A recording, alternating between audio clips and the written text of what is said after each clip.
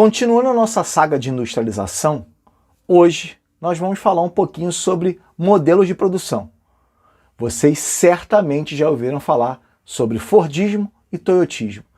Na verdade, muita gente me pergunta qual a diferença entre eles, por que Fordismo e por que Toyotismo, mas hoje eu, professor Roberto Stabile, vou falar um pouquinho sobre modelos de produção. Então vamos lá, vamos começar a aula. Aula 3, Industrialização.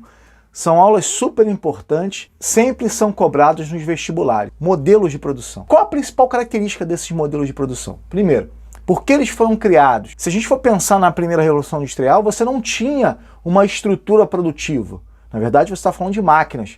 Como é que surge essa estrutura produtiva? Qual a ideia dessa estrutura produtiva? Ou desse modelo de produção? Vamos lá. Primeiro, organização do processo produtivo, organização da produção.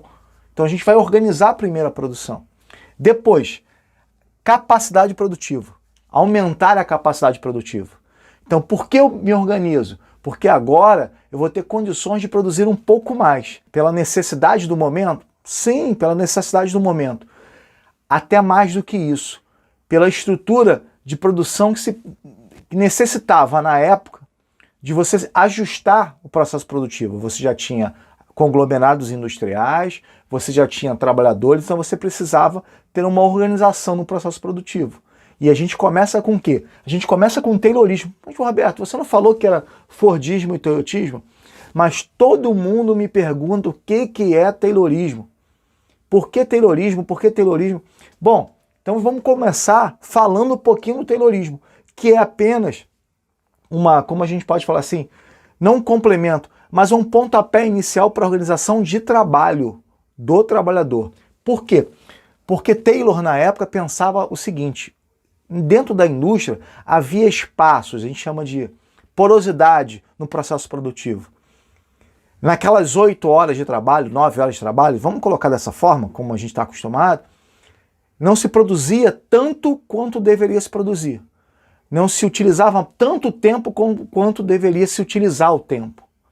E aí surgem as primeiras teorias relacionadas a essa questão produtiva.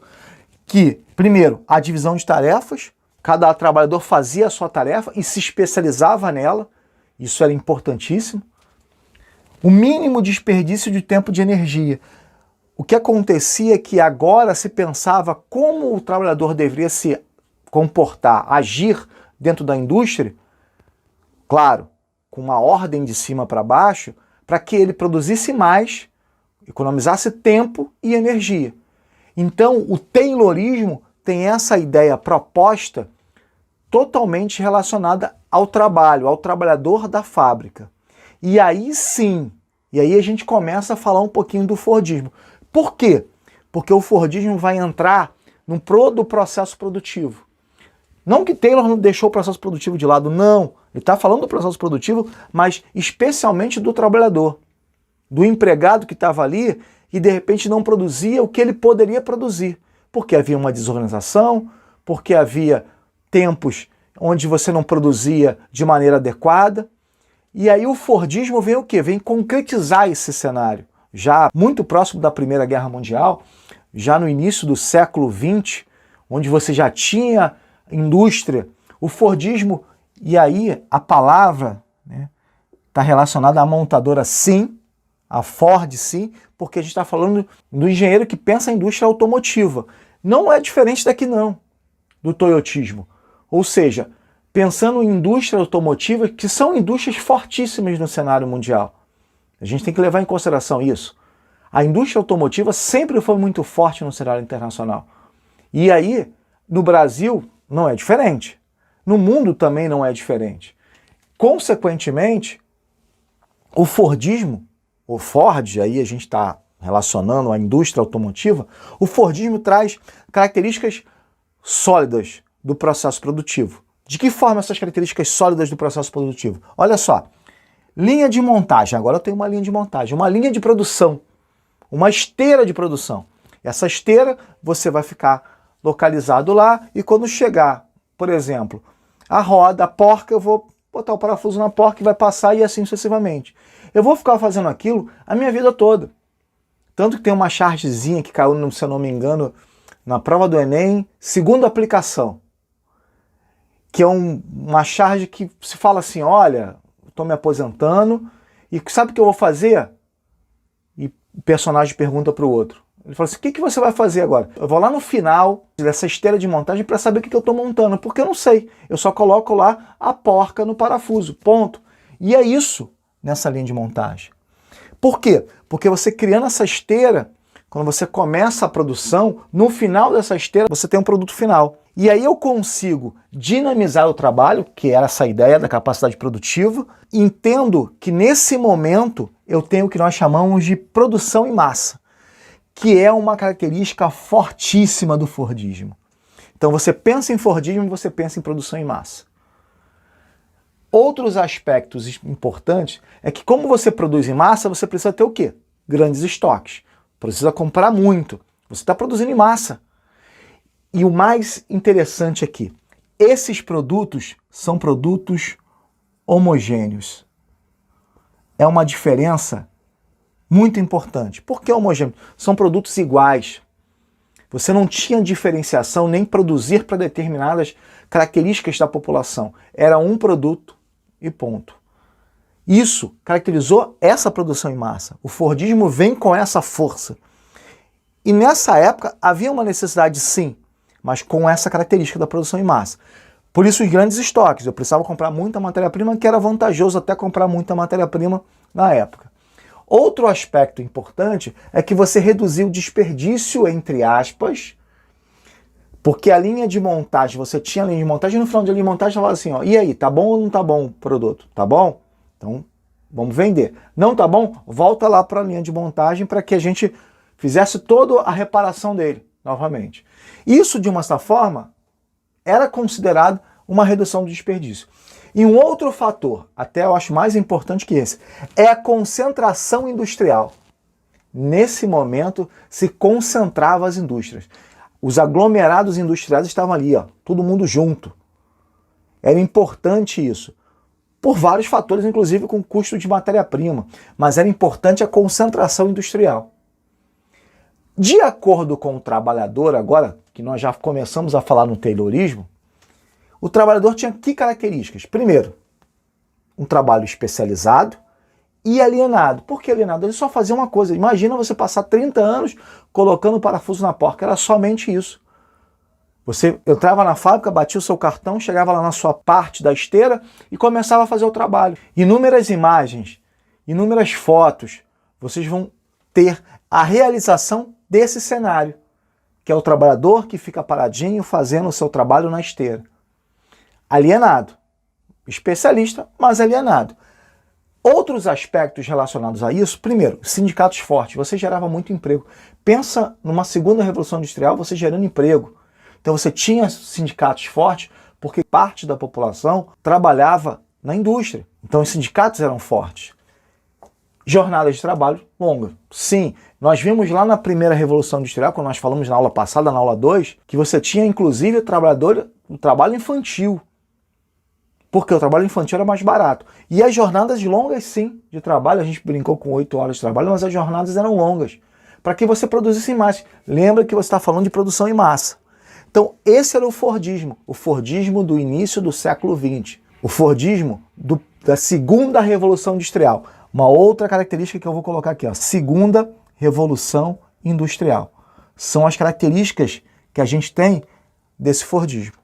Passaram as guerras, o processo, há crises econômicas no mundo, inclusive a crise do petróleo, na década de 70, e entre outros fatores, o Fordismo vai perdendo um pouco a força, principalmente por questões do Estado, por questões de crises. E aí tem uma coisa interessantíssima. O Fordismo, ele vigora no seu tempo, na época, logo depois da crise de 29, que também de uma certa forma está relacionada a essa produção em massa, mas o Fordismo vigora na época do que nós vamos chamar de keynesianismo. Keynesianismo.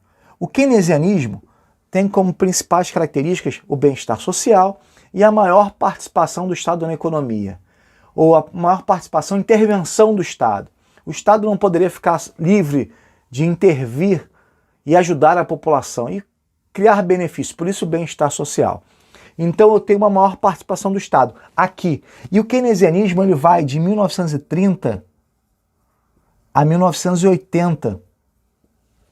E quando ele cai em 1980, entra o neoliberalismo, que é, não vou falar o contrário, mas é totalmente desligado ao keynesianismo. Se o keynesianismo é a maior participação do Estado na economia, o neoliberalismo é a menor participação do Estado na economia. O Estado sai da economia, fica de fora, ou tenta se afastar ao máximo da economia. Ou seja, então eu tenho dois cenários que são cenários bem distintos. E esses cenários bem distintos dão origem ao que nós vamos chamar de toyotismo. Não que o toyotismo começou em 80, não, ele começou antes. Inclusive o toyotismo começa pós-Segunda Guerra Mundial no Japão. A gente está falando do Fordismo nos Estados Unidos e o toyotismo no Japão. Ele começa após a Segunda Grande Guerra Mundial.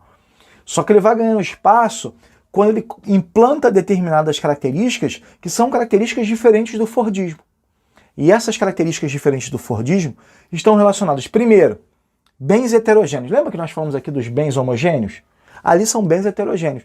Pensa hoje, alguém que tem intolerância à lactose, chegar no mercado e só ter produtos com leite. Ele vai ter que tomar um remédio, é claro, ou de uma certa forma não comprar o produto. Hoje você não tem produtos para quem é intolerante à lactose? Sim. Você não tem produtos orgânicos? Sim. Você não tem determinados produtos? Isso é o produto heterogêneo, ou bem heterogêneo. Você começa a produzir para grupos da população. Esses grupos estão relacionados ao gosto, ao consumo de cada um. Tem gente que gosta de uma geladeira vermelha, tem gente que continua da branca, homogênea, tem gente que gosta da geladeira azul. Ele não pode ter? Claro que pode. Isso, de uma certa forma, está relacionado a essa produção de bens heterogêneos. Isso, e eu vou passar para um outro nível, lembra do estoque no Fordismo? Lá você tinha um estoque gigante, aqui você tem um estoque mínimo. Tanto que você tem a produção por demanda, just in time, que a gente chama. Essa produção por demanda, ela se caracteriza muito com esses bens heterogêneos. Eu vou produzir o que realmente eu vou vender. Eu não preciso mais ter estoques gigantescos, fábricas gigantes. Não preciso. Por quê? Porque agora eu produzo apenas o que eu vou vender. A produção por demanda. Então eu já começo a mostrar a diferença que eu tenho para o Fordismo. O Fordismo é produção em massa. O toyotismo é produção por demanda. Eu só produzo o que eu realmente vou vender. A diferença é que aqui eu vou começar a utilizar muito mais do que máquinas. Eu vou começar a automatizar a minha indústria com robôs. E por isso também eu começo a ter um maior desemprego industrial. O processo de trabalhador na indústria, ele começa a diminuir. O processo de automação na indústria retira o trabalhador. Como aconteceu na primeira Revolução Industrial, aqui, que é a terceira Revolução Industrial, aqui a gente falou de segunda, aqui é a terceira Revolução Industrial, o trabalhador, ele também agora é expulso, não mais do campo, mas da indústria. Tanto que o que nós vamos ter nas cidades é o que a gente chama de hipertrofia do setor terciário, ou, mais fácil para a gente entender, a terciarização da economia. Terciarização é quando a população do setor terciário, empregada no setor terciário, começa a crescer demais. Nos Estados Unidos, por volta de 88%, no Brasil, por volta de 60%. Mas olha só, essa população que trabalhava na indústria, ela está perdendo emprego para o robô, para a automação. Então, consequentemente, aquele sindicato que era forte, ele já é fraco agora. Porque eu não tenho tanto trabalhador assim. Agora eu tenho o quê? Automação. Mas essa automação não poderia fazer com que eu produzisse mais e mais? Poderia. Mas a produção nossa é por demanda. Um outro aspecto importante, aqui a gente colocou da redução do desperdício. Não que não tinha qualidade, tinha qualidade. Mas a qualidade aqui é total. Por quê? Porque o processo não é mais no final da esteira. O processo é em todo momento da esteira. Por isso que a qualidade é melhor. Vamos colocar a qualidade total, vamos colocar dessa forma. Porque lá atrás, você esperava chegar no final, opa, tá ruim, volta lá para o início e vamos reformular isso. Agora não. Agora, todo momento, existe um controle de qualidade para essa produção. Um outro aspecto importante e diferente do Fordismo também é a desconcentração industrial. Lembra que era concentração? Agora desconcentração.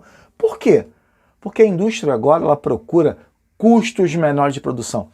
Isso sempre cai no vestibular, desconcentração industrial. Isso já acontece há muitos anos. Aqui no Brasil, por exemplo, as indústrias saíram da região sudeste, foram para o sul, foram para o centro-oeste, foram para o nordeste do Brasil. No mundo, as indústrias foram para a China. Por quê? Porque a China é mais barato produzir. Hoje, não se concentra mais, se desconcentra. E, consequentemente, você tem um outro cenário que mostra uma característica muito forte desse processo. A terceirização. Temos até uma lei agora de terceirização. Terceirização. O que é isso? Mas você não falou antes? Terceirização é uma coisa, terciarização é uma outra coisa. Terceirizar é você contratar uma outra empresa para trabalhar na sua. Pode ser, por exemplo, vamos dar um exemplo simples. Você tem muitos robôs, muitas máquinas, muitos robôs. O que você faz? Em vez de você ter um empregado específico para fazer a manutenção dos robôs, você contrata uma empresa terceirizada e toda vez que os seus robôs tiverem problemas, essa empresa vai lá consertar. É mais barato para a indústria? Sim, claro que é. No entanto, você vai ter mais desempregado. E é isso que a gente falou. O trabalhador ele está sendo expulso da indústria. Mas ele está conseguindo emprego aonde? No setor terciário. Às vezes aquele cara que fazia o trabalho consertando os robôs dessa indústria, ele foi demitido. Ele abriu uma empresa e a empresa dele agora presta serviço não só para essa indústria, mas para outras indústrias. O processo econômico ele vai se modernizando. Outras características importantíssimas aí, lembra que nós colocamos o trabalhador especializado e alienado? Agora o trabalhador é muito mais flexível e muito mais qualificado. Ele pode passar por várias áreas da indústria e extremamente qualificado. Por isso que eu coloquei a flexibilidade num todo, inclusive na hora da produção, de você discutir a produção, coisa que você não tinha no Fordismo. Então são muitas transformações nesse processo. Essas transformações hoje demonstram muito esse modelo produtivo, o que a gente vive no nosso dia a dia. Então esses dois modelos produtivos têm características bem distintas. Aqui eu tenho o Fordismo, na época do keynesianismo, essa é uma outra observação que eu queria fazer, produção em massa e todos esses fatores. Aqui eu tenho o toyotismo, produção por demanda, só que aqui eu não tenho o keynesianismo, a participação do Estado, aqui eu tenho o neoliberalismo. Não só o neoliberalismo, mas aqui eu tenho a terceira revolução industrial e aqui eu tenho a segunda. São características desses dois modelos produtivos. Eu espero que eu tenha sanado todas as dúvidas sobre Fordismo e sobre toyotismo. Nós vamos ter uma aula falando sobre o volvismo, que muita gente nunca ouviu falar, mas a gente vai comentar um pouquinho sobre ele, que é um modelo de produção novo também, com características muito próximas ao toyotismo, mas muito mais criativas. A gente depois vai falar sobre ele. Mas espero que eu tenha sanado a dúvida de vocês. Espero que vocês tenham gostado da aula de modelos de produção. E vocês vão ver que tem muitas questões. Inclusive eu coloquei na nossa descrição do vídeo uma lista de exercícios para vocês fazerem. Sempre a gente vai fazer isso agora, para favorecer, para facilitar a aprendizagem de vocês. Então, como eu sempre falo, é um prazer muito grande estar aqui. Se inscreva no canal, ative o sininho, dê lá o joinha, que é fundamental para a gente continuar colocando esses vídeos importantes para vocês. E até a nossa próxima aula de industrialização. Um abraço a todos.